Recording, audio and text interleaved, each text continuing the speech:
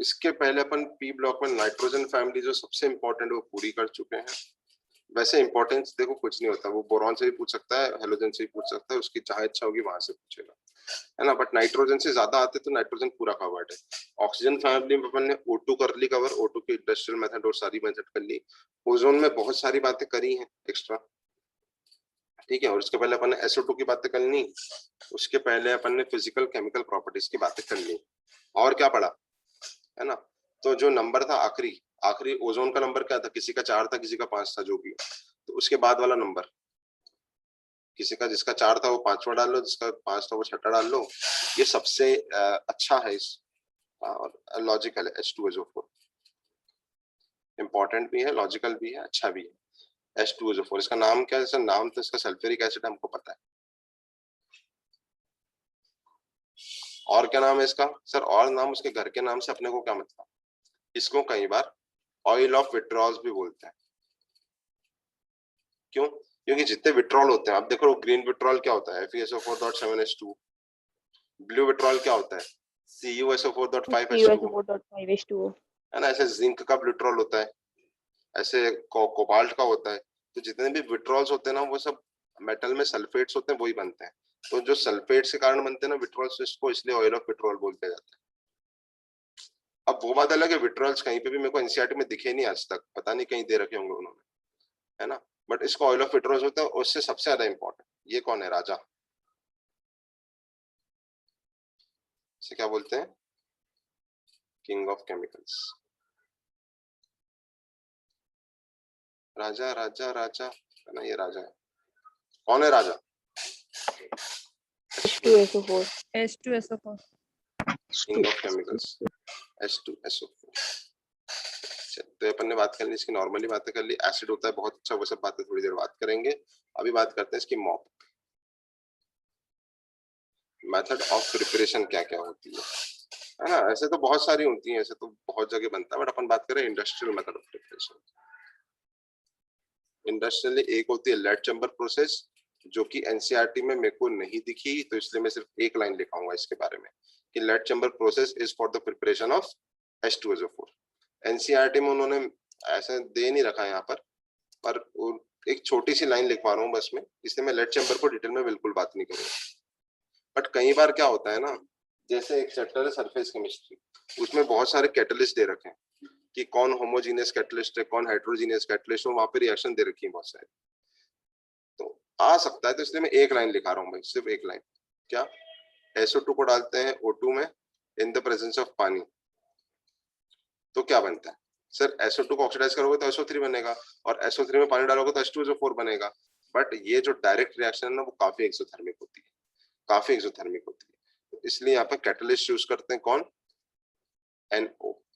NO का मतलब yes और नो वाला नो है क्या ये, नहीं, क्या है, नाइट्रस है कि नाइट्रिक है, नाइट्रिक ऑक्साइड है, ठीक है। और मैं मजे की बात बताऊं, ये रिएक्शन भी बहुत बड़ी, ऐसा नहीं होता है एसिटोल आ जाता है जैसे अपन भेल बनाते हैं सबको ऊपर से डाल लो वाह क्या भेल बनी, ऐसा नहीं होता। अलग अलग अपैरेटस होते हैं, अलग अलग चैम्बर्स होते हैं जहाँ पे रिएक्शन होती है। लेड के चैम्बर में होती है रिएक्शन, इसको लेड चैम्बर बोलते हैं।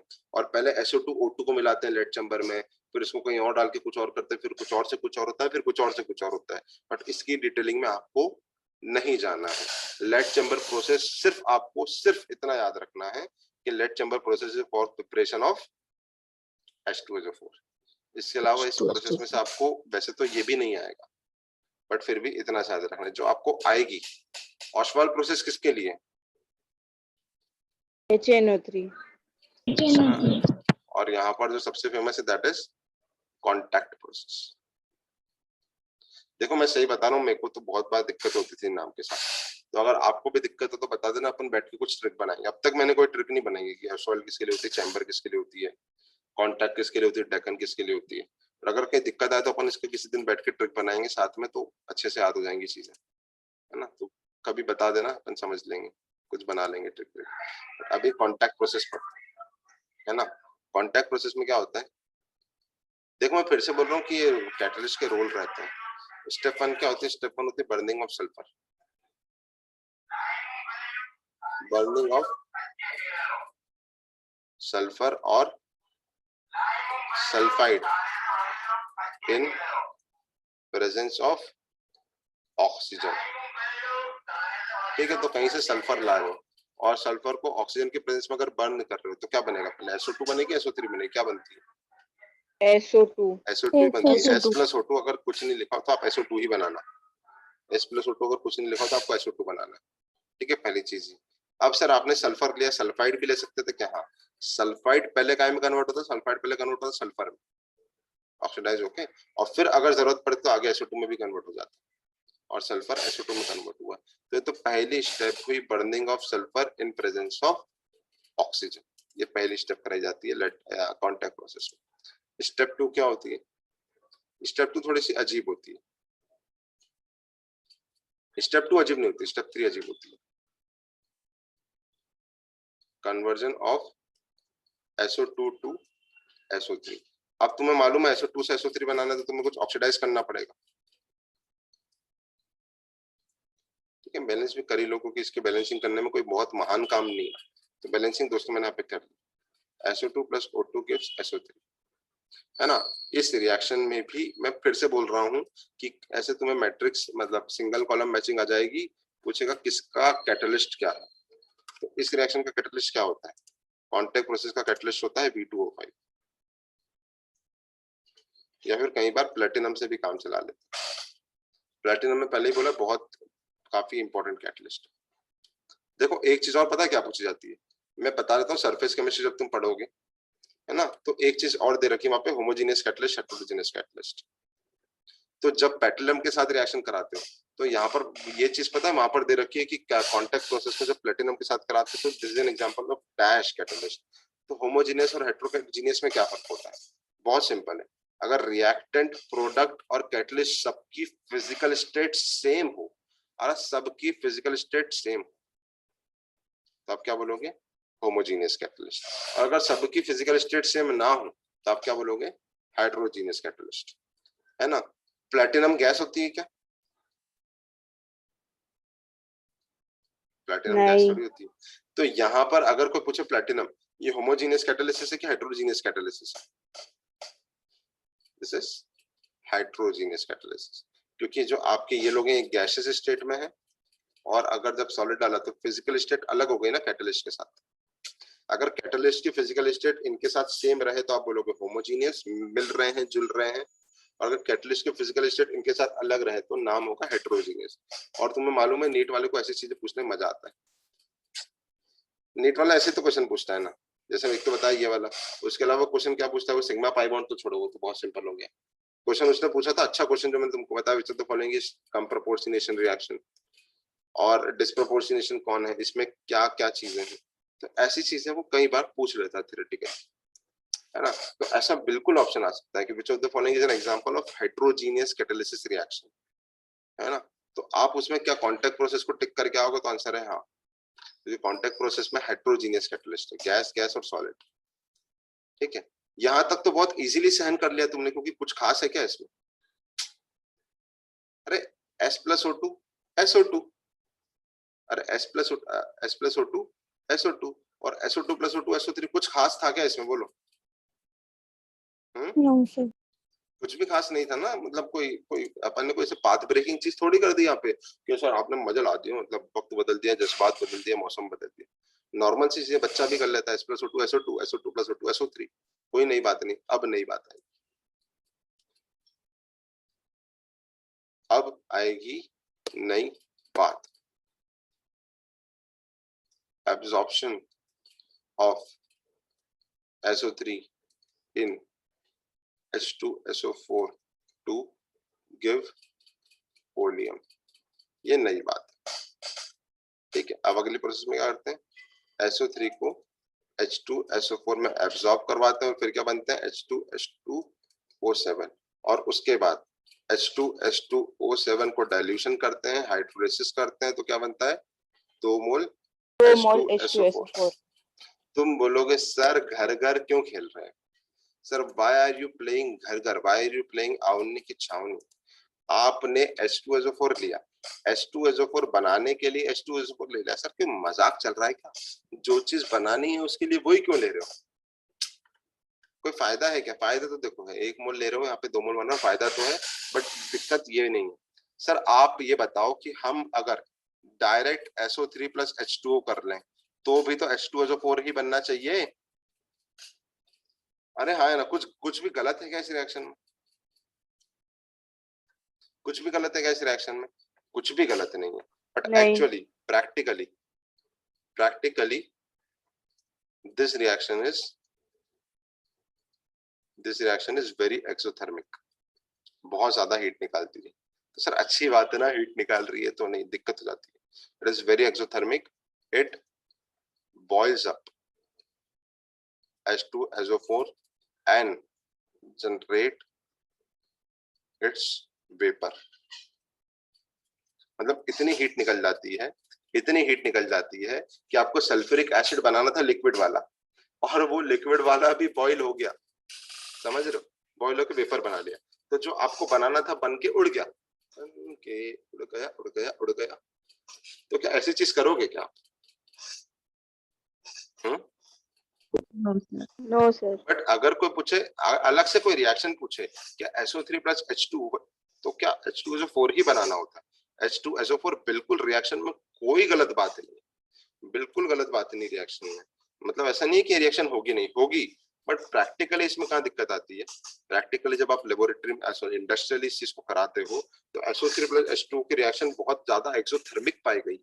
एक्सोथर्मिक पाई गई है, इतनी हीट निकलती है कि जो H2SO4 लिक्विड बनता है वो भी वेपराइज होके वेपर फॉर्म में कन्वर्ट होने लगता है। तो पता चला आप बनाने गए थे, H2SO4 बन गया, और फिर वो बन के पूरा के पूरा वेपर फॉर्म में कन्वर्ट हो गया। मतलब एक तरीके से आप बोलोगे कुछ भी नहीं बनाया, ठीक है। तो जनरली ये रिएक्शन बताते नहीं है लोग, इसको ऐसा लिखा देते हैं और बच्चा कंफ्यूज होते रहता है। बोले क्या पागल हो क्या, H2SO4 बनाने के लिए H2SO4 डाल रहे हो? यही तो सबसे बड़ा पागलपन है इस रिएक्शन। तो SO3 में एक स्मॉल अमाउंट में H2SO4 डालते हैं तो ओलियम बनता है, ओलियम बन गया, ओलियम अच्छा आदमी है, फिर उस अच्छे आदमी का आपने हाइड्रोलिसिस करा लिया, और ओलियम का हाइड्रोलिसिस शायद आपको ऑलरेडी आता होगा। Yes sir. अरे ओलियम का हाइड्रोलिसिस कराओगे तो 2 मोल H2SO4 बनेगा और पानी बनेगा। Yes sir. Yes sir. तो यहाँ पर ये टेढ़ा, मतलब यहाँ पे क्या करा है अपन ने, सीधी उंगली से घी निकल गया है, और वो जो सीधी उंगली से घी निकला है वो आपके काम का नहीं है, क्योंकि वो किसी और फॉर्म में कन्वर्ट हो गया है। तो आपने क्या उंगली तेली करके घी निकाला है जो आपके काम आ रहा है। तो कांटेक्ट प्रोसेस की तीनों रिएक्शन देखो, पहली तो लल्लू है, या तो सल्फर लो या तो सल्फाइड ओर लो, है ना, या तो सल्फर लो या तो सल्फाइड ओर लो, उसको क्या करो एयर की प्रेजेंस में बंद करो। तो सल्फर वगैरह को बंद करोगे तो क्या मिलेगा, SO2, और फिर उस SO2 को काय में कन्वर्ट करना है अपने को, काय में SO2 को SO3 में, तो ऑक्सीडाइज करना है एयर की प्रेजेंस में। कैटलिस्ट क्या लेते हैं इस रिएक्शन में SO2 को SO3 करने में? V2O5 या फिर प्लैटिनम भैया, ठीक है। और फिर उसके बाद में जब SO3 बन गया, फिर क्या उसको डायरेक्ट पानी में डाल दो? कर सकते हो बट करते नहीं है, तो फिर क्या प्रेफर करते हैं? SO3 को काय में डालो, H2SO4 में डालो, H2SO4 बना लो, ओलियम बना लो, ओलियम बनता है, फिर उसका हाइड्रोलिसिस कर दो, डाइसल्फ्यूरिक एसिड, ओलियम का हाइड्रोलिसिस कर दो, H2SO4 बन जाएगा। क्योंकि अपन यहाँ पे इंडस्ट्रियल मेथड की बात कर रहे हैं, तो इंडस्ट्रियल आप वो बनाओगे जिससे अच्छी यील्ड आएगी और जो आपको चाहिए लिक्विड फॉर्म में वो बन गया। तो contact process is very important, lead chamber process is not important, है ना। Contact process method of preparation है H2SO4 की। आगे बढ़े। Yes sir. यस, इंपॉर्टेंट है भैया contact process.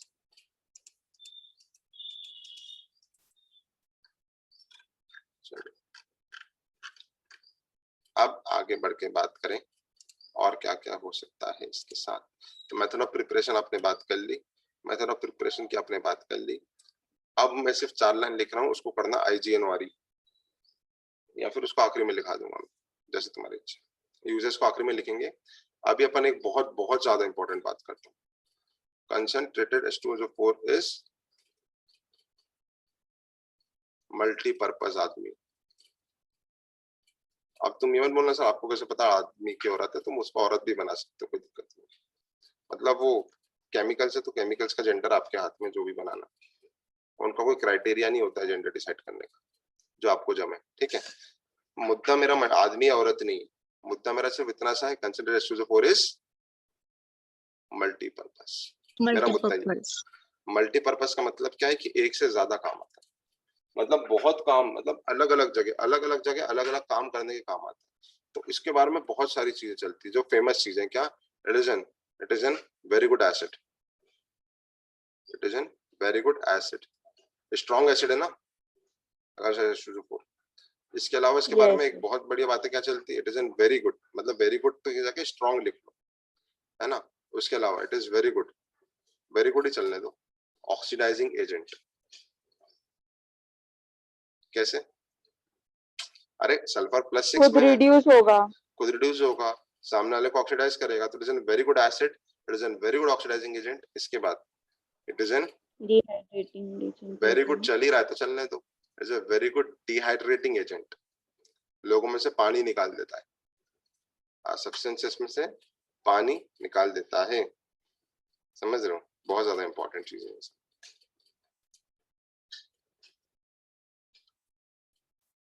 And other works to, कुछ और काम भी कर सकता है कभी कभी, ठीक है। वो मैं कुछ और इसलिए लिखा है क्योंकि मैं उसका नाम लिखा था तो मुझे कंफ्यूज, पर नाम के बदले उसकी रिएक्शन इंपॉर्टेंट है और बहुत सिंपल है। तो ये तीन चीज तुमको पहले से आती होगी ना, कंसंट्रेटेड H2SO4 तुम बचपन से पढ़ते आ रहे हो कि स्ट्रॉन्ग एसिड है, हाँ सर। और जब तुम नीट की प्रिपरेशन कर रहे हो तब तुम शुरू से ये चीज सुन रही होगी, जब अपन पढ़ रहे हैं कि H2SO4 में सल्फर +6 में सल्फर +6 से ऊपर तो नहीं जा सकता, तो सल्फर +6 के नीचे आता है। तो सल्फर अगर +6 से नीचे आता है तो बाकी के लोग ऊपर जा रहे होंगे, तो सल्फर ऑक्सीडाइजिंग एजेंट हुआ कि रिड्यूसिंग एजेंट हुआ, ऑक्सीडाइजिंग हुआ क्योंकि खुद रिड्यूस हो रहा है। और ये भी अपन ऑर्गेनिक में भी यूज करते हैं, very good dehydrating agent, dehydration of alcohol में कंसंट्रेटेड H2SO4 यूज करते थे, पानी निकालते थे, एल्कीन बनाते थे, फर्स्ट इवन। हाँ इवन। तो भैया ये सब चीजें बहुत इंपॉर्टेंट। अब इसकी मैं पहले तुमको अदर पर्पस बता देता हूँ कि अदर पर्पस में कहाँ कहाँ आप इसको यूज ले सकते हो। मतलब एक रिएक्शन पढ़नी है आपको इसमें मेन, जैसे कहीं मेटल के साथ हैलाइड ले लिया, मेटल हैलाइड के साथ सपोज आपने ले लिया H2SO4, H2SO4, तो ये अदर पर्पस। देखो यहाँ पर मतलब मैं कुछ नहीं करवा रहा हूँ, डबल डिस्प्लेसमेंट कराऊंगा और कुछ नहीं कराऊंगा, कुछ नहीं करूंगा, डबल डिस्प्लेसमेंट कराऊंगा। तो यहाँ पे क्या बनाएगा, HX प्लस M2SO4। मतलब अगर मैं नहीं भी लिखाता तो भी तुम कर लेते, पक्के से कर लेते ना। Yes sir. क्या रिडॉक्स रिएक्शन आंसर है? नहीं, नहीं डिस्प्लेसमेंट है ना। तो सपोज मैं रिएक्शन लिखवाता हूँ, क्वेश्चन NaBr, नहीं सॉरी गलत क्वेश्चन, पहला क्वेश्चन ही गलत बना दिया। NaF प्लस H2SO4 क्या बनाएगा, HF प्लस Na2SO4। तुम बोलो सर सर फ्लोरीन के साथ आपने अन्याय करा, नहीं फ्लोरीन के साथ मैंने कोई अन्याय नहीं करा, यहाँ भी -1 है, यहाँ भी -1 है, कोई अन्याय करा ही नहीं मैंने फ्लोरीन के साथ, नो अन्याय, फेयर पॉलिसी चल रही है वहां पे, है ना। NaBr प्लस H2SO4 क्या बनाएगा, HBr प्लस Na2SO4। ठीक है, HBr प्लस Na2SO4। ये रिएक्शन लिखना और इस रिएक्शन को काट देना, ऐसा नहीं होता। Br माइनस को H2SO4 ऑक्सीडाइज करके Br2 में कन्वर्ट कर देता है ना। और अगर कंसंट्रेटेड है तो खुद कन्वर्ट होता है SO2 में। ऊपर वाली रिएक्शन सही है, नीचे वाली। तो सर यहाँ पर F माइनस को F2 में कन्वर्ट कर सकता था क्या, नहीं कर सकता था, तभी तो मैंने उसको अदर पर्पस में लिखाया। हाँ, क्योंकि F नेगेटिव तो F2 में कन्वर्ट होगा नहीं, F नेगेटिव तो ऑक्सीडाइज होगा नहीं, तो इसलिए मैंने यहाँ पे इसको अदर पर्पस रिएक्शन में लिखाया कि अदर पर्पस है उसका। परंतु जब NaBr के साथ डालोगे तब ये डबल, मतलब जब तुम NaBr के साथ डालोगे तब ये डिस्प्लेसमेंट करना पसंद करेगा कि रिडॉक्स करना पसंद करेगा, तो आंसर है रिडॉक्स करना पसंद करेगा। Na के साथ बताओ, Na के साथ काली वाली रिएक्शन वाली होती है कि हरी वाली होती है? Na के साथ ग्रीन वाली, हरी वाली होती तो ज्यादा स्टेबल होता है, वो भी तो रिडॉक्स ही होती, रिडॉक्स होती। तो पहले मैंने तुमको अदर पर्पस वाला काम बता दिया, अब ऑक्सीडाइजिंग एजेंट का तो और ये सब चीजें साथ में आ जाएंगी वैसे तो। अब मैं तुमको H2SO4 की दूसरी चीजें बताता हूँ, मस्त मस्त चीजें, वो भी काफी शॉर्ट में, ठीक है, इतना लिख लिया। अब डिहाइड्रेटिंग एजेंट में मेरे को नहीं लगता मेरे को जरूरत है, क्योंकि ये तो अपन उधर पढ़ चुके ना पूरा, ऑर्गेनिक में अपन ने पढ़ा है डिहाइड्रेशन ऑफ अल्कोहल में, और उसके अलावा दूसरी जगह भी जैसे आप पढ़ते हैं तो डिहाइड्रेशन में काम आता है। अब मैं तुमको एक जबरदस्त चीज बताने वाला हूं, जितनी जबरदस्त HNO3 है ना उससे कम जबरदस्त है, पर उससे ज्यादा कठिन हो सकती है। जैसे HNO3 आदि क्या कंसंट्रेट HNO3 क्या करता था, मेटल नाइट्रेट बनाता था, तो खुद काय में होता था, काय में कन्वर्ट होता था, काय में NO2 में, अरे कंसंट्रेट HNO3 NO2 में होता था ना, और डाइल्यूट HNO3 ऊपर वालों के साथ क्या बनाता था, नीचे वालों के साथ क्या बनाता था, ऊपर वालों के साथ ऊपर N2O वालों के साथ और N2O, नीचे वालों के नीचे वालों साथ के NO। NO, है ना, बट PB ऊपर आता है, बट एक्चुअली वो नीचे आएगा, PB ऊपर आता है, बट एक्चुअली वो नीचे। ये मेगा मीना तुम क्या चालू करती है आवाज डबल डबल। उसके अलावा मैं बात करूं कि वो जो वेरी डाइल्यूट था वो ऊपर वालों के साथ क्या बनाते हैं, वो NH4NO3 अमोनिया कन्वर्ट हो जाती है NH4NO3 में। नीचे वाले वेरी डाइल्यूट के साथ रिएक्शन नहीं करते। नहीं करते, तो वो आपका क्लियर था, और वो बहुत ज्यादा इंपॉर्टेंट चीज है।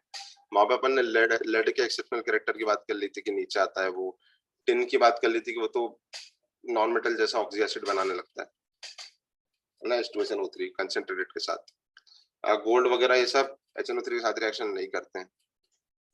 गोल्ड और येलो काय के साथ करता है, एक्वा रिजिया के साथ, 3HCl और 1HNO3, और फिर कॉम्प्लेक्स बनता है HAuCl4, और साथ में गैस निकलती है NO, ठीक है।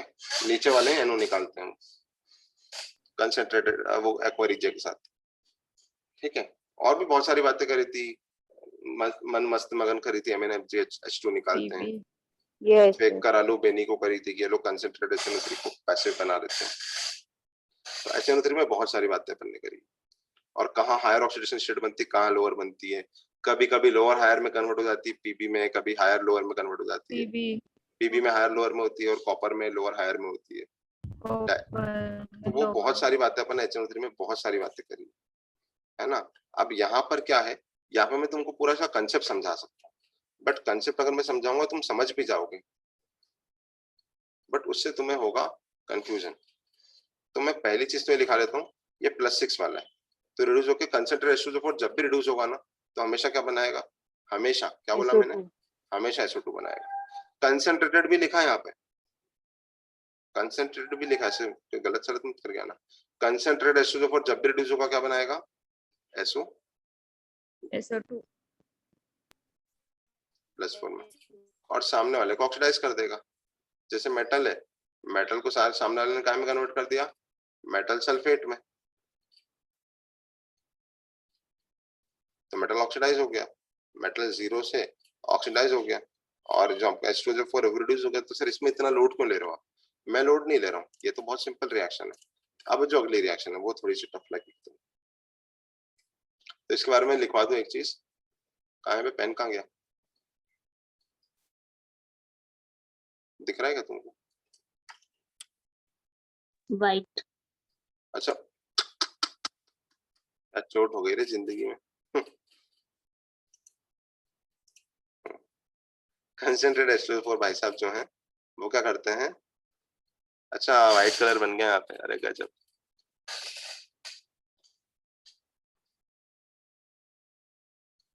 सल्फर इज रिड्यूस्ड, ठीक है, +6 से काय में कन्वर्ट होगा दोस्तों, +4। इसमें तो कोई दिक्कत नहीं आई होगी, बहुत सिंपल सी चीज थी कि सल्फर +6 से +4 हो गया और मेटल ऑक्सीडाइज हो गया अपनी अपनी रिस्पेक्टिव ऑक्सीडेशन स्टेट में। दिक्कत कहाँ आएगी, दिक्कत तुमको आएगी जब मैं मेटल को यूज करूंगा डाइल्यूट H2SO4 के साथ।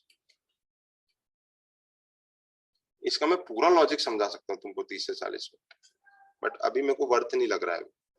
अगर रिविजन में टाइम मिला तो समझाऊंगा, अदरवाइज तुम या तो याद कर लो कि डाइल्यूट H2SO4 में क्या होता है, सल्फर इज नॉट रिड्यूस्ड, क्या बोला मैंने, sulphur is not reduced here. यहाँ पे कौन रिड्यूस होता है पता है? H plus is reduced. Dilute वाले में कौन रिड्यूस होता है? H plus. और कंसंट्रेटेड वाले में कौन होता है? सल्फर। सल्फर। इसका लॉजिक सुनना हो तो सुन लो, मैं सुना देता हूँ थोड़ा सा कि डाइल्यूट मीडियम में क्या है? H प्लस है और सल्फेट है। इसका मैं डिटेल लॉजिक भी बता सकता हूँ, बट अभी मैं शॉर्ट लॉजिक बता रहा हूँ। H प्लस और सल्फर है, मीडियम का डाइल्यूट, मीडियम का डाइल्यूट तो होगा क्या? हाइड्रेशन वगैरह। और हाइड्रेशन क्या होता है? Directly proportional to charge by radius. जितना ज्यादा चार्ज हो उतना ज्यादा हाइड्रेशन होता है। क्या बोला मैंने? जितना ज्यादा चार्ज हो उतना ज्यादा हाइड्रेशन। तो हाइड्रेशन H प्लस का ज्यादा होगा कि सल्फेट का ज्यादा होगा? ये सल्फेट का। तो सल्फेट क्या है? बहुत सारे पानी से गिर जाएगा। सल्फेट क्या होता है? बहुत सारे पानी से गिर जाता है ड्यू टू एक्सटेंसिव हाइड्रेशन, है ना? तो जब बहुत सारे पानी से गिर गया तो फिर वो रिएक्शन करने लायक नहीं बचा, तो अब मजबूरी में किसको नीचे आना पड़ेगा? H plus. कंसंट्रेटेड में ऐसा कोई सीन नहीं होता। कंसंट्रेटेड में तो पानी वानी का कोई सीन ही नहीं है। कंसंट्रेटेड में तो सीधा सीधा सल्फर प्लस 6 रिड्यूस होकर क्या बना लेता है? Sulphur plus 4 SO2। But dilute के साथ जो सल्फर प्लस 6 है वो काय में कन्वर्ट होता है बताओ? डाइल्यूट में सल्फर रिएक्शन नहीं करता है। रिड्यूस कौन होता है? H plus. H plus reduce होता है। ये मैंने इसका मैकेनिज्म समझा दिया। अब क्या HNO3 में भी ऐसे होता है क्या? तो आंसर है नहीं। HNO3 में तीनों केस में नाइट्रोजन रिड्यूस होता है, याद है क्या? अरे एक केस में NO2 बन रहा था, इधर N2 और NO बन रहे थे, इधर अमोनिया और नो रिएक्शन हो रही थी, तो तीनों की तीनों में तो नाइट्रोजन नहीं तो चेंज करा। अब सर उसका लॉजिक बताओ। मैं उसका लॉजिक भी बता सकता हूँ कि जब मैं बता सकता हूँ बट तुम्हें समझ नहीं आएगा अगर तुम्हारे पहले कंसेप्ट क्लियर नहीं है। H प्लस और NO3 की बात है। अब देखना दोनों का चार्ज सेम है। सल्फेट में क्या है? बहुत प्यारा कंसेप्ट है, ये लोग रटाते हैं। अगर आपको समझ पड़े तो बहुत अच्छी बात, अदरवाइज रट लेना, समझ पाओ तो बहुत अच्छी बात है। H प्लस और NO3 माइनस में चार्ज तो सेम है। चार्ज तो सेम है। जैसे सल्फेट में चार्ज आ रहा था तो घेर लिया उसको जाके, चलो पानी आओ घेरे, बट यहाँ पर चार्ज सेम है। तो फिर क्या देखेंगे अपन? रेडियस। रेडियस कम होगी तो हाइड्रेशन ज्यादा होगा कि रेडियस ज्यादा तो हाइड्रेशन ज्यादा? रेडियस क्या कम inverse? होगी तो हाइड्रेशन ज्यादा। हाइड्रेशन क्या होता है? Q1 Q2 by R1 plus R2, है ना? तो जब चार्ज सेम है, पहले चार्ज देखते हैं। पहले चार्ज देखा तो पहले तो सल्फेट घेरे में आ गया। अब यहाँ पे हाइड्रोजन और नाइट्रेट का चार्ज सेम है, और जिसकी रेडियस कम होगी उसमें हाइड्रेशन ज्यादा होगा। तो पता है कौन गिराएगा इस बार? हाइड्रोजन। सही है ना? तो जब हाइड्रोजन गिराएगा तो जो रिएक्शन का जो कार्य है, रिएक्शन की जो चीजें वो नाइट्रोजन को अपने सर पे लेनी पड़ेगी। फिर चाहे वो कंसेंट्रेटेड हो, फिर चाहे वो डाइल्यूट हो, फिर चाहे वो वेरी डाइल्यूट। तो जितनी भी रेडॉक्स रिएक्शन का जो पूरा भार है वो किसको उठाना पड़ेगा यहाँ पर? नाइट्रोजन। पर यहाँ पे डाइल्यूट H2SO4 में सल्फर रिड्यूस क्यों नहीं हो रहा है, समझे?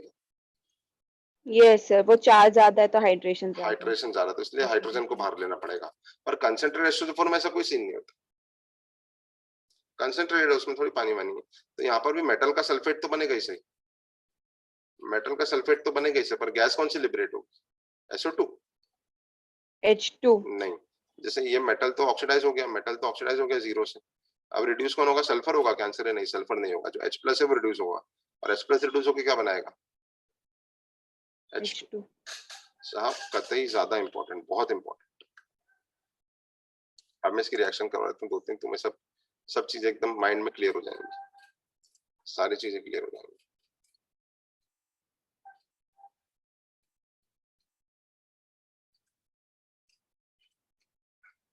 Zn प्लस कॉन्क SO4, ऊपर कौन आता है?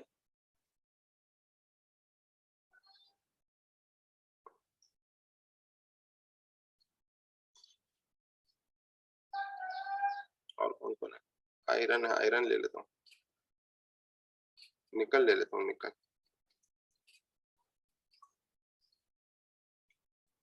ठीक है, और एक बार कॉपर ले लेता हूँ। ये दो मैंने ऊपर वाले ले लिए। लेड भी ले सकता हूँ मैं, लेड भी ले सकता हूँ, ले तो कुछ भी सकता हूँ, उसमें क्या है। चलो रेडॉक्स होगी दोस्तों। Zn0 वाला काहे में कन्वर्ट होगा? बोलो बोलो बोलो बोलो। +2 में। ZnSO4 में प्लस H2SO4 काहे में? ये जैसे ऑक्सीडाइज हो गया SO2। किस पे डिपेंड करेगा? कंसंट्रेटेड। कंसंट्रेटेड हमेशा काय में रिड्यूस होता है? बोलो बोलो बोलो SO2। सभी लोग।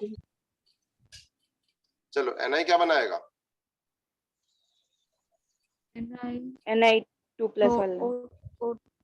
सॉरी NaSO4 आएगा ना, NaSO4, हाँ क्योंकि निकल +2 है ना। और साथ में कौन सी गैस लिबरेट होगी? बोलो बोलो बोलो बोलो बोलो SO2। कंसंट्रेटेड H2SO4 हमेशा SO2 लिबरेट करता है। चलो कॉपर, कॉपर क्या बनाएगा? CuSO4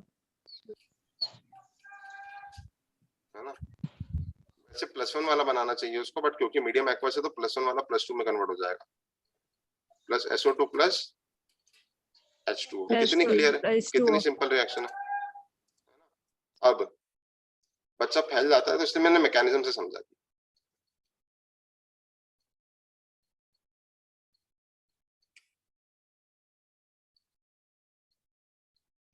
अब मैंने तो हेलोजन फैमिली और वो तो चालू भी नहीं करा अब तक, क्योंकि आपको चीजें आनी चाहिए यार, ये सब इसमें मैं सिखाने पे फोकस है मेरा।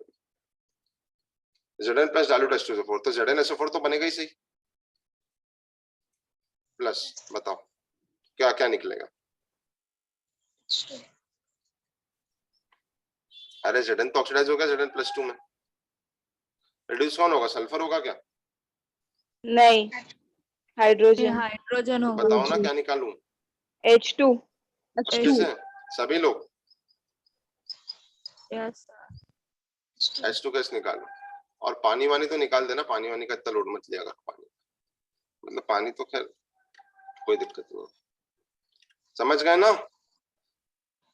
यस ये पता है यहाँ पे बच्चे निपट जाते हैं कई बार, इसलिए। और ये बहुत सिंपल रिएक्शंस हैं, तो इनके एग्जाम में आने की वेरी हाई प्रोबेबिलिटी रहती है, क्योंकि जिस बच्चे ने नहीं पढ़ा होगा उसका थोड़ी ना दिमाग चलेगा कि यहाँ पर SO2 निकलता है, H2 निकलती है।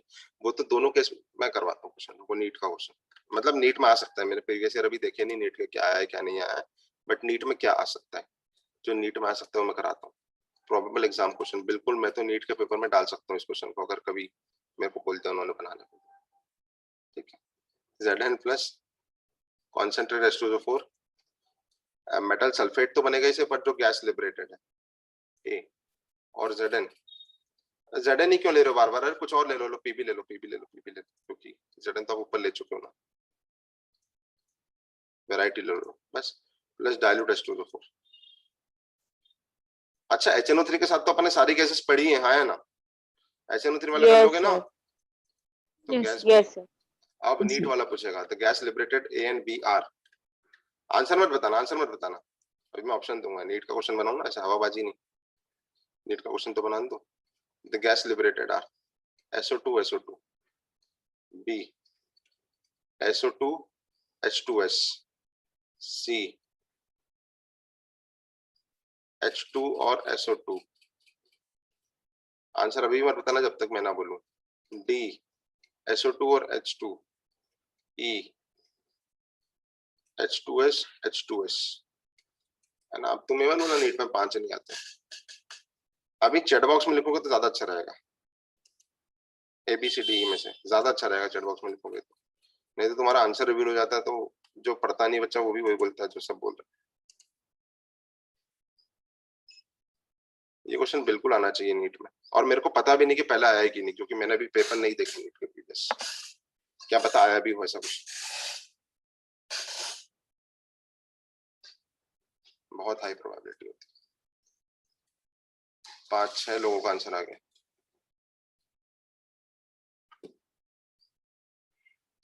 सभी के आंसर आ रहे हैं, वाह यार गजब तेज हो तुम, सबके आंसर आ रहे हैं।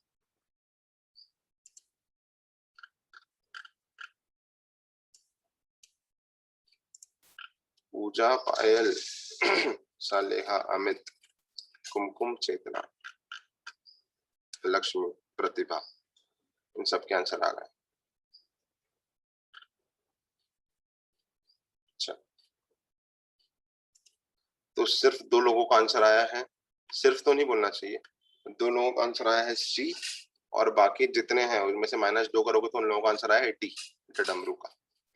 तो सीधी सी बात है, जब पीबी को SO4 के साथ बनाओगे तो पीबी ऑक्सीडाइज होकर PbSO4 बना लेगा, PbSO4 बना लेगा। और कंसंट्रेटेड SO4 हमेशा कौन सी गैस लिबरेट करता है? SO2। डाइल्यूट H2SO4 भी रेडॉक्स तो करता है, ये बिल्कुल करता है, बिल्कुल रेडॉक्स करके PbSO4 बनाता है। बट डाइल्यूट SO4 में मैंने रीजन तुमको बताया, अगर रीजन नहीं याद रहे तो घुट के पी जाना कि डाइल्यूट H2SO4 में H+ रिड्यूस होकर H2 बनाता है। ठीक है, तो पहले SO2 निकली फिर H2 निकली। और डिपेंड करता है मैंने क्वेश्चन क्या पूछा, मैंने पूछा A एंड B रिस्पेक्टिवली यार, मतलब मैंने पहले ऊपर वाला पूछा बाद में नीचे वाला पूछा, नहीं तो नीट वाला उल्टा भी तो कर सकता है ना, the gases B and A respectively यार, तो कर लोगे B एंड A का उल्टा कर देना और क्या, क्वेश्चन अच्छे से पढ़ते हो ना, तो ये क्वेश्चन आ सकता है। समझ आया बाकी लोगों को? चलो बढ़िया, कंटिन्यू करें इसी को। तो NiSO4 के साथ क्या बनाएगा, कौन सी गैस लिबरेट करेगा? NiSO डाइल्यूट के साथ H2 करेगा। डाइल्यूट ही तो है। हाँ। और यहाँ पर क्या बनेगा? कहाँ? भाई की तो चीज बची है, CuSO4 प्लस H2 प्लस समझ पड़ा? Yes sir. ठीक है, समझ पड़ गया, अच्छी बात। सभी लोग? Yes sir. इसका आंसर होगा नो रिएक्शन। Yes sir. ठीक है, क्यों सर? एक चीज अपन ने 10th क्लास में अपन ने, मतलब तुमने ही पढ़ी होगी, फिर 11th 12th में भी आती है वो चीज, बार बार लगातार पक्के से मैं बोलूंगा तुम्हें समझ आ जाएगी वो, कि जो रिएक्टिविटी सीरीज में ऊपर है वो नीचे वाले को डिस्प्लेस कर लेता है। नहीं कर, अबे ऊपर वाला नीचे वाले को कर लेता है। हाँ ऊपर वाला नीचे हाँ वाला कर लेता है। नीचे ऊपर वाला वाला, ऊपर वाले को नहीं कर। ऊपर वाला जो एलिमेंट है वो नीचे वाले को डिस्प्लेस कर लेता है ना, यस सर। बट जो नीचे वाला एलिमेंट है वो सर ऊपर वाले को डिस्प्लेस नहीं कर पाता। नहीं कर पाता है। ठीक है, अब वहां तो कार्यक्रम कुछ और ही था, वहां तो सल्फर वल्फर रिड्यूस हो रहा था, तो कार्यक्रम ही कुछ और था, सल्फर रिड्यूस हो रहा था। अब यहाँ पर हाइड्रोजन रिड्यूस हो रहा है H+, तो Zn जो है वो H+ को डिस्प्लेस कर सकता है, निकल जो है वो H+ को डिस्प्लेस कर सकता है, बट कॉपर H+ को डिस्प्लेस नहीं कर सकता, क्योंकि हाइड्रोजन ऊपर आता है कॉपर से। Zn, आयरन, निकल ये सब कर सकते हैं, बट कॉपर H+ को डिस्प्लेस नहीं करेगा, क्योंकि कॉपर की रिएक्टिविटी नीचे है। ये ऑक्सीडेशन पोटेंशियल पे तो बेच देना कि हाइड्रोजन प्लस में आने की प्रोबेबिलिटी ज्यादा है एज कंपेयर टू कॉपर के कॉपर प्लस में जाने की, तो क्यों रिएक्शन होगी वहां पे भी मत। पर जो ऊपर वाले मेटल्स हैं उनकी प्रोबेबिलिटी ऑक्सीडाइज होने की ज्यादा है एज कंपेयर टू हाइड्रोजन, तो वो मेटल्स ऑक्सीडाइज हो गए और हाइड्रोजन रिड्यूस हो गया। बट यहाँ पर कॉपर की कंपैरेटिव प्रोबेबिलिटी कम है हाइड्रोजन के मुकाबले, तो कॉपर थोड़ी ना ऑक्सीडाइज होगा। अरे समझे? Yes sir. खतरनाक चीजें हैं भैया, खतरनाक चीजें, मजा आता है ऐसी चीजों में जब कंसेप्ट के साथ चीजें पूछी जाए। लिख लिया क्या साथ साथ में? Yes sir. इसका रीजन क्या लिखना है? रीजन, इसका रीजन नहीं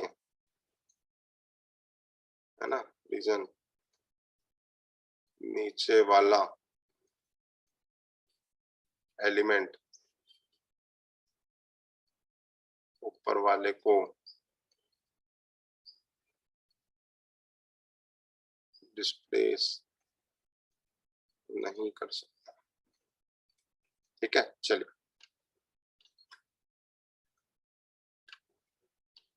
अब और मजे लेते हैं थोड़े से तुम्हारे। P4 प्लस कॉन्क HNO3, देखता हूँ याद है कि नहीं, अभी बताई थी मैंने फिर से आज, और पहले भी बताइए। नॉन मेटल HNO3 के साथ क्या करते हैं कंसंट्रेटेड के साथ? वो एक फॉर्म ऑफ ऑक्सी एसिड बोलना बना क्या लेते बनेगा? हैं। H3PO4 प्लस कंसंट्रेटेड HNO3 तो क्या NO2। बनेगा? NO2। सही है। अब similar question, P4 plus conc HNO3 क्या बनाएंगे? सेम है। अब कॉन्क HNO3 सेम ही लिख दिया तो सेम ही आएगा ना।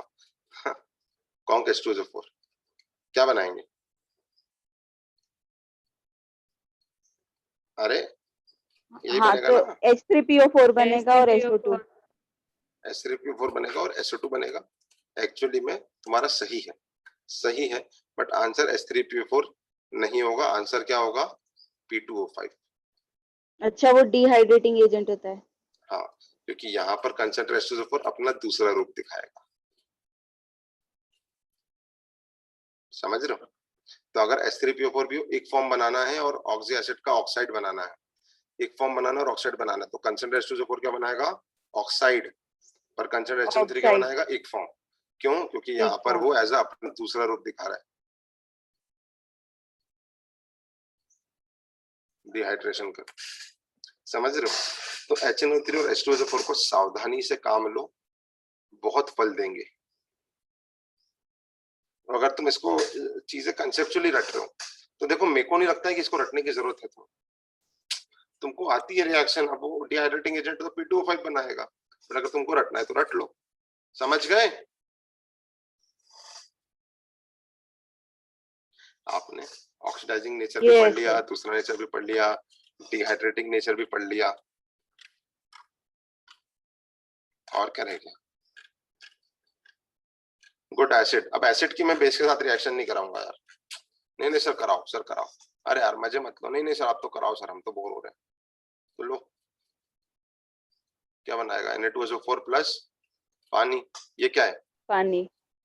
Acid base. अब ये वाली रिएक्शन बार बार मत करना, बट एक एसिड बेस का मैं फिर से बताऊं तुमको। जैसे कोई वीक बेस लो दोस्तों, वीक बेस। अरे यार फिर ऐसे तो टाइम ही निकल जाता है चीजों में, कंसेप्ट में। NH4OH प्लस कॉन्सेंट्रेटेड H2SO4 क्या बनाएगा? NH4 whole twice SO4 plus H4 पानी। H2O क्या रेडॉक्स रिएक्शन है, नॉन रेडॉक्स रिएक्शन है? अरे रेडॉक्स कहाँ हो रही है? सब तो सेम है। नॉन रेडॉक्स है। नॉन रेडॉक्स है, सही है, अच्छी बात है। चलो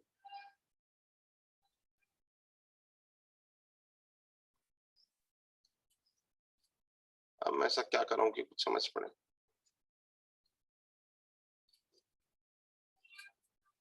और अगर डाइल्यूट लिया होता तो भी यही बनाते क्या?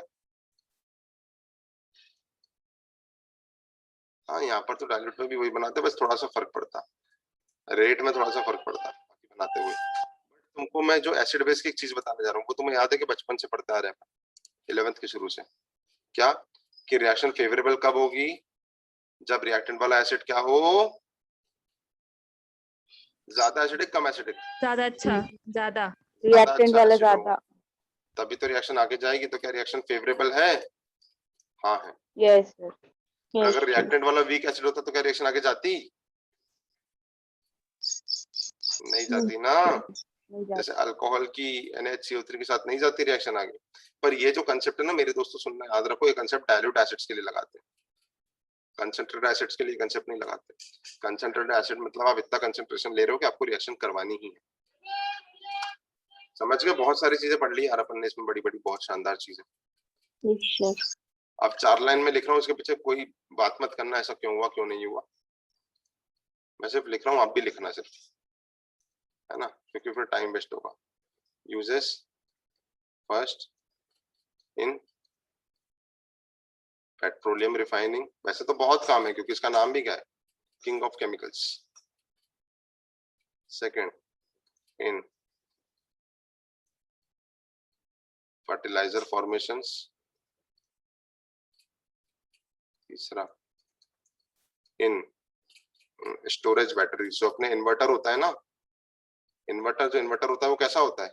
सर बहुत भारी होता है सर। अरे वो तो मेरे को मालूम है भारी होता है इन्वर्टर। अच्छा अभी तुम्हारा इलेक्ट्रोकेमिस्ट्री आएगा, उसमें तुम पढ़ोगे लेड स्टोरेज बैटरी पे बेस्ड होता है। काय पे? Lead storage battery. PbSO4 लेते हैं इन्वर्टर में। अभी तुम देखना इन्वर्टर पे लिखा हुआ रहता है सल्फ्यूरिक एसिड, या फिर जो अपनी कार की वो रहती है बैटरी, कार की बैटरी में भी सल्फ्यूरिक एसिड रहता है, ठीक है। और लेड स्टोरेज बैटरी जो इन्वर्टर्स रहते हैं उसमें भी सल्फ्यूरिक एसिड यूज करते हैं। वो इलेक्ट्रोकेमिस्ट्री में एकदम डिटेल वर्जन है उसका, कि लेड स्टोरेज बैटरी कैसे काम करती है, जब चार्जिंग होती है इन्वर्टर की तो क्या रिएक्शन होती है, जब आपका इन्वर्टर डिस्चार्ज होता है तो क्या रिएक्शन होती है। बैटरी वाले सेगमेंट में सब है ना। आपके फोन वाली बैटरी भी है, घड़ी वाली बैटरी भी है, फ्यूल सेल भी है, तो ये सब वहां पर है थोड़ा सा, तो वहां पे भी H2SO4 का काम आता है।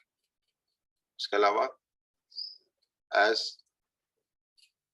Drawing agent for HCl, Cl2 etcetera. बिल्कुल भी लोड मत लो दोस्तों इन चीजों का, बता रहा हूँ, है ना। ये चारों चीजें लिख लेना, जब एनसीईआरटी पढ़ेंगे तो देखेंगे इनमें से क्या है क्या नहीं है, और आपको क्या क्या करना चाहिए, कैसे करना चाहिए। अभी मेरा ऑक्सीजन फैमिली में एक आखिरी टॉपिक बचा है, that is allotropes of sulphur, alpha sulphur, beta sulphur. छोटा है तो बहुत बड़ा नहीं है, बट स्टिल मैं उसको नहीं करा रहा, क्योंकि फिर मेरे को ऐसा मेंटली लगेगा कि यार अभी तक ऑक्सीजन फैमिली खत्म नहीं हुई। आपको क्या करना है, एक पेज लीव करना है, पूरा एक पेज लीव कर दो, है ना। वैसे तो एक पेज में अल्फा बीटा आएगा, मतलब अल्फा बीटा में दो पॉइंट है बस, और इसका स्ट्रक्चर है बस 3-4 चीजें, तो आधे से एक पेज के बीच में आप छोड़ दो, ठीक है। तो इसमें अपन एलोट्रॉप्स ऑफ सल्फर पढ़ेंगे, बट क्योंकि मेरे को मेंटली आगे बढ़ना है तो मैं हैलोजन फैमिली चालू कर रहा हूँ। हैलोजन फैमिली कर रहा हूँ चालू, तो आप आधे से एक पेज छोड़ दो दोस्तों, ठीक है। सरकार चालू करें। बहुत बढ़िया रिएक्शंस थी यार H2SO4 वाली, मजेदार, मजा आ जाता है। और रीजन समझ पड़ा क्या तुमको इसका, कि बस रट लिया कि SO2 निकलती है और H2O निकलती है? पड़ गया समझ। पड़ गया। और ईमानदारी से बताओ, पड़ गया कि रट लिया, क्योंकि मार्क्स तो दोनों में ही आने। पड़ गया। और रटना तो सही, फिर सही रटना, कोई दिक्कत नहीं।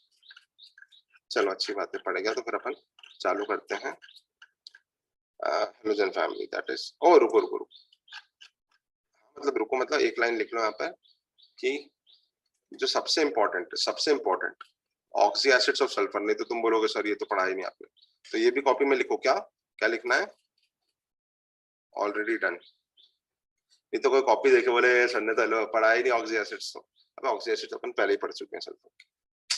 अरे ऑक्सी एसिड पढ़ेंगे नहीं, oleum, Marshall acid, Caro's acid, yes Yes, सर। Yes, sir. उन सबके structures, thionic acids, thionous acids, ठीक है। तो वो सबसे इंपॉर्टेंट, और मैं उसको साथ में पढ़ा चुका हूँ, तो मेरा यहाँ का टाइम बचा है, और वहां पे मैंने लॉजिकली पढ़ा दी चीजों को।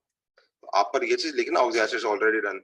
ये तो पता चला किसी को, छोटे भाई बहन किसी को कॉपी दे रहे हो, वो बोले सर पढ़ाते ही नहीं oxy acids, already done. Next चालू कर, group 17 elements, that is halogen परिवार। छोटा है, बट इतना भी छोटा नहीं है कि 5 मिनट में कवर हो जाए, बट फिर भी छोटा है, ठीक है। तो भैया क्या क्या है इसमें, फिर, कल, बाहर, आई, आंटी, है ना। इसमें से अपने एस्टाटीन की बात नहीं करनी है, एस्टाटीन की बात नहीं करनी, आपको फ्लोरीन, क्लोरीन, ब्रोमीन, आयोडीन की बात करनी है। They exist as diatomic substances. Fluorine exist as F2, chlorine exist as Cl2, bromine exist as Br2, iodine exist as या तो I2 बोलो या फिर I3 माइनस बोलो, जो बोलना है बोलो, ऐसे एग्जिस्ट करते हैं। फ्लोरीन क्या है, सब फ्लोरीन फ्लोरीन है, अरे वो तो मेरे को भी मालूम है। फ्लोरीन क्या है, गैस है। क्लोरीन क्या है, क्लोरीन भी क्या है, गैस है। ब्रोमीन क्या है, yes, लिक्विड फॉर्म में एग्जिस्ट लिक्विड, करता है। और आयोडीन क्या में एग्जिस्ट करता है, सॉलिड। Solid form. solid. ये सब आपको ऑलरेडी आता है ना।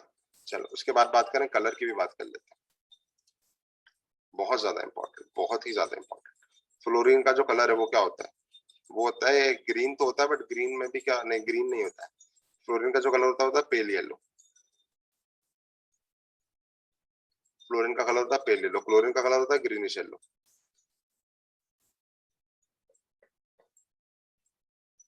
ब्रोमीन का कलर तो पक्के से पता होगा, क्या reddish brown solid, sorry reddish brown liquid. और आयोडीन कैसे होते हैं? वॉयलेट क्रिस्टल्स होते हैं, वॉयलेट Violet. क्रिस्टल्स। अरे क्लोरीन तुमने कभी वो मैंने बताया ना सफेद कलर की बोतल आती है सैनिटाइजर वगैरह के तरीके यूज करता है आज तक अपने, ब्लीच जो होता है सोडियम हाइपोक्लोराइड, तो वो जो सफेद कलर की बोतल में रहता है वो कैसा रहता है? प्योर सफेद नहीं रहता, वो येलो ग्रीनिश रहता है, वो थोड़ा सा शेड, क्योंकि उसमें क्लोरीन रहती है डिसॉल्व। क्या रहती है? क्लोरीन डिसॉल्व रहती है। और ब्रोमीन तो तुम्हें बचपन से मालूम होगा, रेडिश ब्राउन। तीन कैसे अपने सिलेबस में रेडिश ब्राउन, ब्रोमीन, NO2 और क्रोमाइल क्लोराइड। वापस बोलो कौन कौन है रेडिश ब्राउन?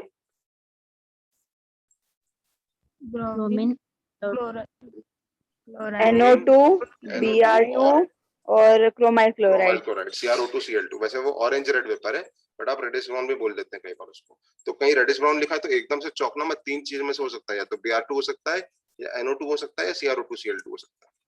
और आयोडीन क्या है? वॉयलेट कलर के क्रिस्टल्स होते हैं, सॉलिड है ना। और ये सबकी सब डायटोमिक फॉर्म है मेनली। ये सब अपन ने बातें कर ली इसकी, अच्छी अच्छी बातें कर ली। और एक चीज और बता देता हूँ, इतनी बातें कर ही रहे हैं, टफ है थोड़ी सी वो, बट बताना पड़ेगी। रीजन ऑफ कलर,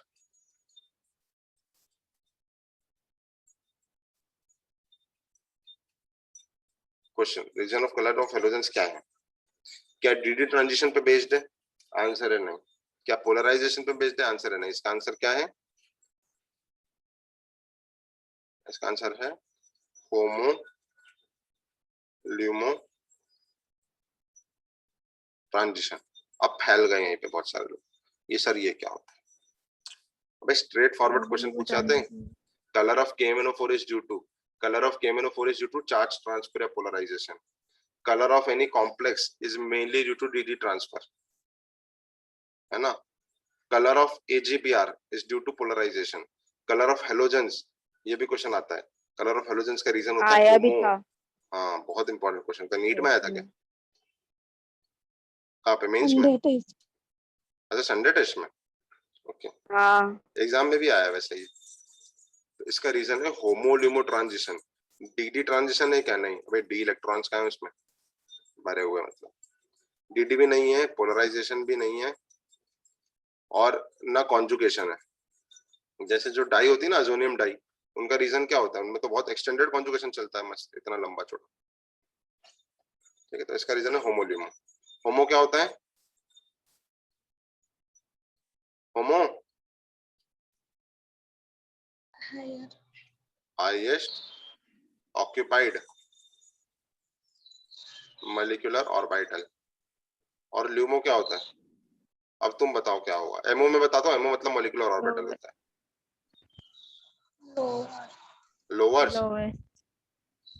और यू मतलब, अबे ये ऑक्यूपाइड है तो ये क्या होगा? Occupied, occupied, unoccupied. अनऑक्यूपाइड, है ना। सिंपल सी बात है। जैसे देखो लॉजिक तो बहुत सिंपल है, बस नाम टफ है। मैं फिर से बोल रहा हूँ, नाम टफ है, लॉजिक तो एकदम लल्लू है। कि जो ऑर्बिटल में हाईएस्ट ऑक्यूपाइड होगा, जैसे मॉलिक्यूलर ऑर्बिटल जहाँ पे हाईएस्ट ऑक्यूपाइड इलेक्ट्रॉन है, और ऐसा मॉलिक्यूलर ऑर्बिटल जहाँ पे लोएस्ट अनऑक्यूपाइड है, समझ रहे हो। जो हाईएस्ट ऑक्यूपाइड है, जो लोएस्ट अनऑक्यूपाइड है, उनमें इलेक्ट्रॉन का ट्रांसफर होगा, और इस इलेक्ट्रॉन के ट्रांसफर से जो वेवलेंथ निकलेगी वो विजिबल रीजन में अगर लाई करेगी तो कलर दिखेगा। जैसे DD ट्रांजिशन होता था ना, DD ट्रांजिशन याद है क्या? DD ट्रांजिशन, डी का एक इलेक्ट्रॉन, ये डी कैसे होते थे? ये डी के 3 है, डी के 2 है, तो डी के इलेक्ट्रॉन ऊपर से नीचे सैर करते आ रहे थे, तो सैर करते आते हुए वो वेवलेंथ एमिट कर रहे थे विजिबल रीजन में, तो कलर दिख रहा था। अब वो किस में हो रहा था? डी ऑर्बिटल्स में हो रहा था। पर यहाँ पे डी ऑर्बिटल्स में होगा क्या? यहाँ पर किस में होगा? मॉलिक्यूलर ऑर्बिटल्स में।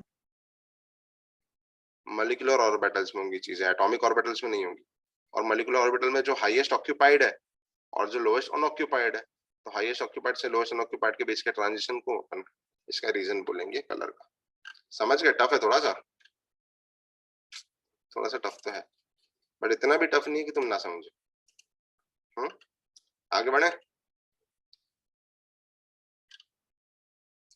टफ टफ बातें तो कर ही ली अपन ने इसकी, बोलो बढ़े आगे, जल्दी से लिखते चल रहे हो ना साथ साथ में। अब फिजिकल प्रॉपर्टी, फिजिकल प्रॉपर्टी में बात करूं, साइज, तो टॉप टू बॉटम साइज क्या होगा? इंक्रीज होगा, उसके बाद में बात करूँ क्या है कि आयनाइजेशन एनर्जी की, तो top to bottom ionisation energy क्या होगी, डिक्रीज होगी। कोई दिक्कत परेशानी है क्या इसमें तुम? डेंसिटी की, तो डेंसिटी टॉप टू बॉटम क्या होती है बताओ? Increase. Increase increase. Increase. Melting point, boiling point, ये सब भी टॉप टू बॉटम क्या होते हैं, इंक्रीज होते हैं, इंक्रीज है ना। उसके अलावा मैं बात करूं, मेटालिक कैरेक्टर ऊपर से नीचे बढ़ता है, मेटालिक कैरेक्टर बढ़ता है, और अगर कोई पूछे नॉन मेटालिक कैरेक्टर तो वो क्या हो रहा है, डिक्रीज। अगर कोई पूछे इलेक्ट्रोनेगेटिविटी तो बच्चा बच्चा बता देगा इलेक्ट्रोनेगेटिव टॉप टू बॉटम क्या हो रही है इनमें। आई इंक्रीज की डिक्रीज? इलेक्ट्रोनेगेटिविटी डिक्रीज होगी। डिक्रीज। अबे सबसे ज्यादा फ्लोरीन होता है ना, सबसे ज्यादा फ्लोरीन होता है, फिर ऊपर से नीचे आने पे इलेक्ट्रोनेगेटिविटी क्या हो रही है, डिक्रीज। डिक्रीज। डिक्रीज। सही है। तो इनमें तो कोई भी तीर मारने वाले काम तो थे नहीं इनमें, एक भी तीर मारने वाले काम था क्या इसमें कुछ भी? हाँ सर, हमको तो बहुत खतरनाक लग रहा है। क्या खतरनाक है इसमें?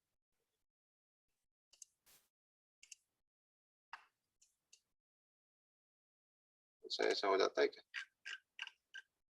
इसको अगर मैं उठा के ऐसा रख दूं,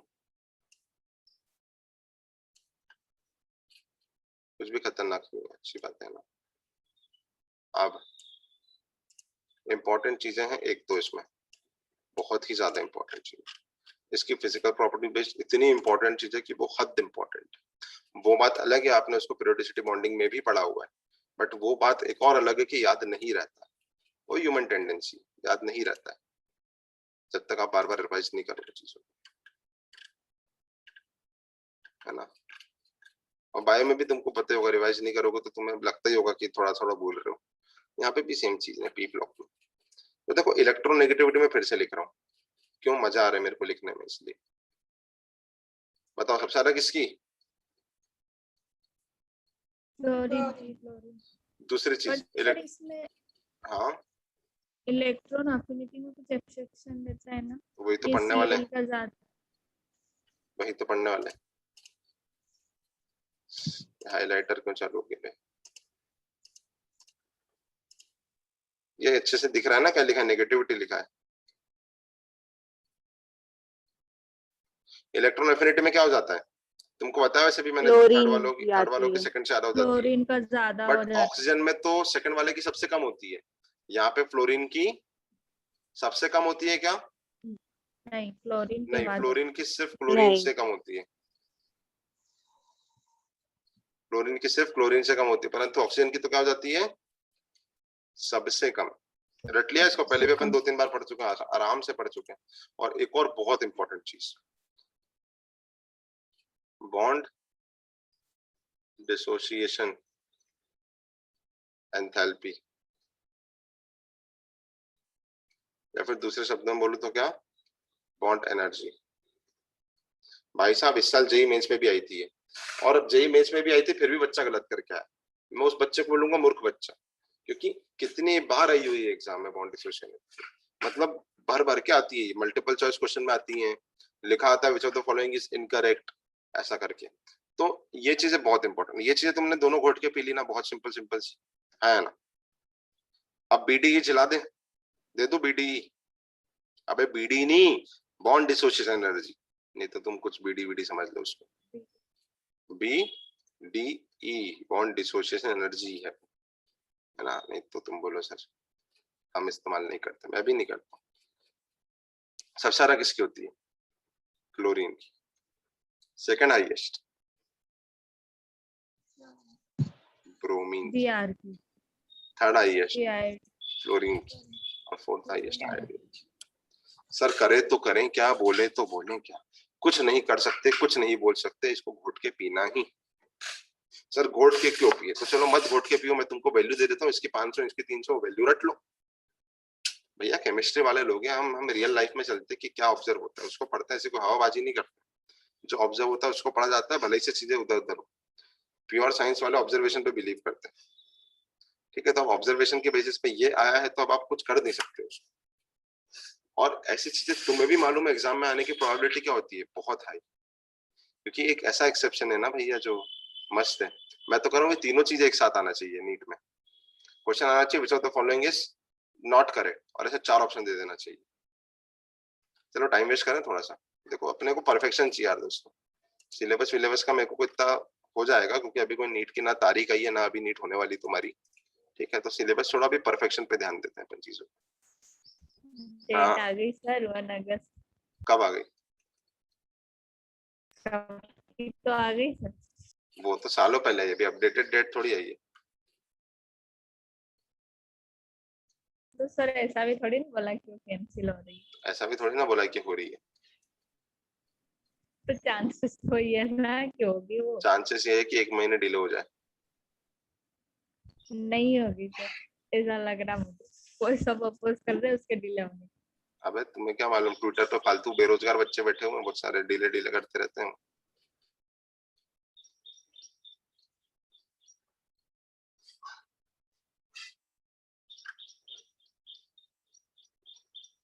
ये 1 महीने में भी क्या कर लेंगे फिर?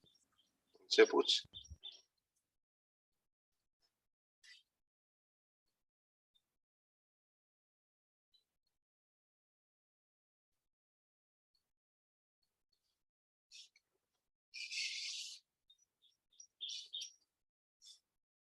बस और क्या ले सकते हैं इसमें? इलेक्ट्रोनेगेटिविटी, इलेक्ट्रोनेफिनिटी, बॉन्ड डिसोसिएशन एनर्जी, और क्या ले सकते हैं? साइज वाइज ले लो। और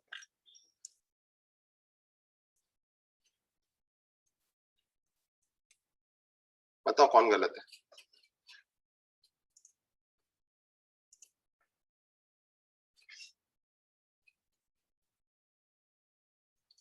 अरे जल्दी बोलो ना, क्या इलेक्ट्रोनेगेटिविटी सही लिखी है मैंने? हाँ हाँ, क्लोरीन क्लोरीन ब्रोमीन आयोडीन वही लिखी है? हाँ वही लिखी है, यस तो ये सही है। क्या इलेक्ट्रोनेफिनिटी सही लिखी है? हाँ। हाँ नहीं अबे नहीं लिखी कहाँ है। सर ये, नहीं हाँ इलेक्ट्रोनेफिनिटी क्लोरीन की Br फ्लोरीन से पहले ज्यादा आएगा होती है, ना। फिर ब्रोमीन और आयोडीन होता है। तो मैं थोड़ी बोल रहा हूँ, हाँ ये हाँ बोल रही है, सॉरी सॉरी मैंने सॉरी थोड़ी बोला, इसने बोला। इलेक्ट्रोनेफिनिटी रॉन्ग लिखी है। क्या बॉन्ड डिसोसिएशन एनर्जी सही लिखी है? बॉन्ड डिसोसिएशन एनर्जी सबसे ज्यादा किसकी होती है? क्लोरीन की, फिर सबसे ज्यादा क्लोरीन की, फिर ब्रोमीन की, फिर फिर क्लोरीन ब्रोमीन की, फिर आयोडीन। क्लोरीन की, फिर आयोडीन की। तो ये सही लिखी है गलत लिखी है? गलत है। गलत है।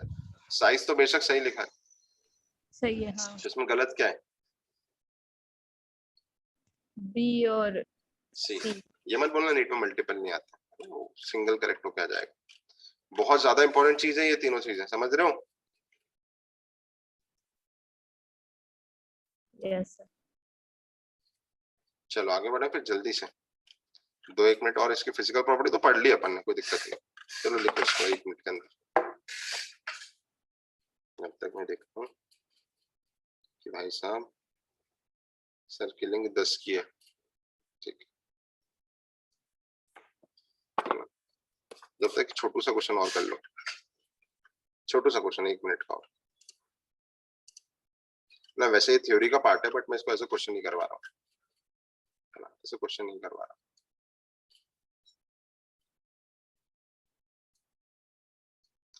F2 प्लस एक्स नेगेटिव बना रहा है, F नेगेटिव प्लस x2, ये क्वेश्चन दूसरा।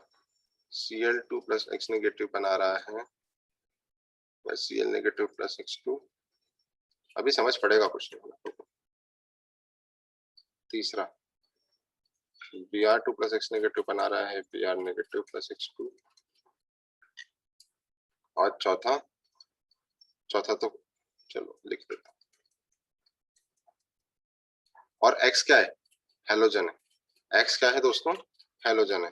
तो मेरे को बताना कि पहले केस में कौन कौन से हेलोजन हो सकते हैं। क्लोरीन ब्रोमीन आयोडीन तीनों हो सकते हैं कि कोई भी नहीं होगा? मैं करके बताऊं एक क्वेश्चन। चलो, ये क्लोरीन भी हो सकता है, ब्रोमीन भी हो सकता है, आयोडीन भी हो सकता है। क्यों? क्योंकि F0 वाला जा रहा है F माइनस में, तो F की शिद्दत है, चाहत है, आरजू है, तमन्ना है -1 में जाने की। तो जब F0 से -1 में जा रहा है तो ये हेलोजन -1 से 0 में जाना पड़ेगा, क्योंकि F की बहुत स्ट्रॉन्ग चाहत है 0 से -1 में जाने की। ठीक है, तो मैंने बता दिया क्लोरीन ब्रोमीन आयोडीन तीनों कर सकते हैं, मतलब जो F है वो -1 में जाने के लिए किसी को भी शिकार बना सकता है, क्लोरीन ब्रोमीन आयोडीन तीनों को, सिर्फ हेलोजन की बात चल रही है। अब क्लोरीन को -1 में जा सकता है, तो बताओ किस किस को शिकार बना ब्रोमीन सकता है? ब्रोमीन और आयोडीन आयोडीन को, फ्लोरीन को शिकार नहीं बना सकता, क्योंकि नहीं फ्लोरीन इसको 0 से -1 में जाना है, तो क्लोरीन जो ब्रोमीन और आयोडीन को बना सकता है, बट फ्लोरीन को नहीं बना सकता, क्योंकि फ्लोरीन को थोड़ी ना वो -1 से 0 में कन्वर्ट कर सकता है। समझ रहे हो कि नहीं? Yes sir. आप कोई और आंसर देना। Yes sir. ब्रोमीन को 0 से -1 में जाना है, तो वो किसको शिकार बना सकता है? आयोडीन। सिर्फ और सिर्फ आयोडीन को, फ्लोरीन को नहीं बना सकता, क्योंकि -1 से 0 में ना फ्लोरीन जाएगा। क्लोरीन तो सर -1 से 0 में जाता है, बात तो सही है, क्लोरीन तो -1 से 0 जाता है। अबे जाता है, बट सामने वाला उसे ले जाने वाला होना चाहिए। क्लोरीन -1 से 0 में नहीं जाएगा, क्योंकि क्लोरीन यहाँ पर ज्यादा इलेक्ट्रोनेगेटिव है, तो क्लोरीन -1 में ही रहेगा। तो क्लोरीन के साथ रिएक्शन होगी क्या? आंसर है नहीं। नहीं। ब्रोमीन Br2Cl- को Cl2 में कन्वर्ट नहीं कर सकता, इतनी ताकत नहीं है Br2 में। F2 कर सकता था क्या Cl- को Cl2 में? हाँ, F2 जो है वो Cl- को Cl2 में कर देता, क्योंकि F2 को तो F- में जाना था। अब आयोडीन किसी दूसरे हेलोजन को X- को X2 में कन्वर्ट कर सकता है क्या, किसी दूसरे हेलोजन को? नहीं। तो यहाँ पे क्या होगा? नो हेलोजेंस, आया ना? सही है ना? यस। तो यहाँ पे मैंने एज अ नोट यहाँ पे मैंने हेलोजन का या तो ऑक्सीडाइजिंग या रिड्यूसिंग नेचर बता दिया। मैंने क्वेश्चन के थ्रू हेलोजन का ऑक्सीडाइजिंग रिड्यूसिंग नेचर बना दिया कि भाई कौन किसको कर सकता है। बहुत सिंपल था कि टफ था?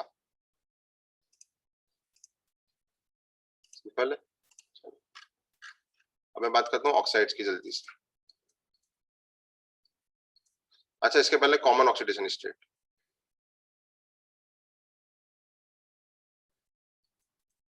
उसके पहले जनरल इलेक्ट्रॉनिक कॉन्फ़िगरेशन क्या होता है? NH2 NP5 है ना?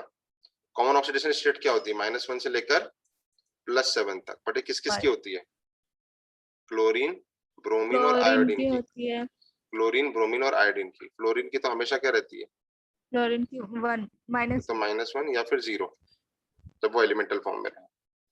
क्लोरीन कभी भी पॉजिटिव ऑक्सीडेशन स्टेट शो कर सकता है? आंसर है नहीं। नहीं। बट क्लोरीन ब्रोमीन नहीं। आयोडीन कर सकते हैं क्या? आंसर है यस हाँ। सर। तो अगर जो हाँ। फ्लोरीन बनाएगा, फ्लोरीन क्या बनाता है? फ्लोरीन बनाता है OF2 और O2F2। तो यहाँ पे फ्लोरीन तो -1 में और ऑक्सीजन किस में है? +2 में। फ्लोरीन -1 में और ऑक्सीजन किस में? +1 में, क्योंकि +1 × 2 +2 और -2, समझ गए? और जब मैं क्लोरीन की बात करूंगा, तो क्लोरीन के साथ क्या क्या बनेगा? क्लोरीन के साथ बनेगा Cl2O, Cl2O3, सॉरी Cl2 का पहले तो ClO बनाओ। ओ भाई साहब टाइम हो गया, चलो आखिरी लाइन लिख रहा हूँ बस मैं ना, लास्ट लाइन। ClO थोड़ी बनता है, Cl2O +1 वाला है ना यहाँ, तो फिर कौन सा मिसिंग है यार? +3 +5 और Cl2O7। हाँ, हो गया हो गया हो गया। ये सारे बन सकते हैं ना chlorine bromine yes iodine sir. तीनों के साथ, है ना? और इनमें अगर तुमसे पूछो एसिडिक स्ट्रेंथ किसकी सबसे ज्यादा है? वो Cl2O7 की। Cl2O7 की। ठीक है, तो यहाँ पर अपन ने ऑक्साइड्स भी पढ़ लिए, इनके स्ट्रक्चर बनाते तुमको आते होंगे, है ना? चलिए, तो फिर अपन इसको खत्म करते हैं। एक लाइन और लिखें, oxy acids of halogen already studied. अरे हाँ, है ना? Yes sir. Yes sir. सारे बात करी थी ना, chlorous acid, hypochlorous acid, chloric acid, ये सब, परक्लोरिक एसिड, वो बहुत इंपॉर्टेंट है, 5 स्टार है, वो ऑलरेडी स्टडीड है। अब हेलोजन फैमिली तो 5 मिनट का पता है, और नोबल गैसेस में लगेंगे मतलब 5-10 मिनट। नोबल गैस अपन अगली क्लास में खत्म करेंगे इस चैप्टर को, मंडे को, है ना? चलिए दोस्तों, खत्म करते हैं। Thank you very much, bye bye, tata. Thank you, sir. Thank you sir.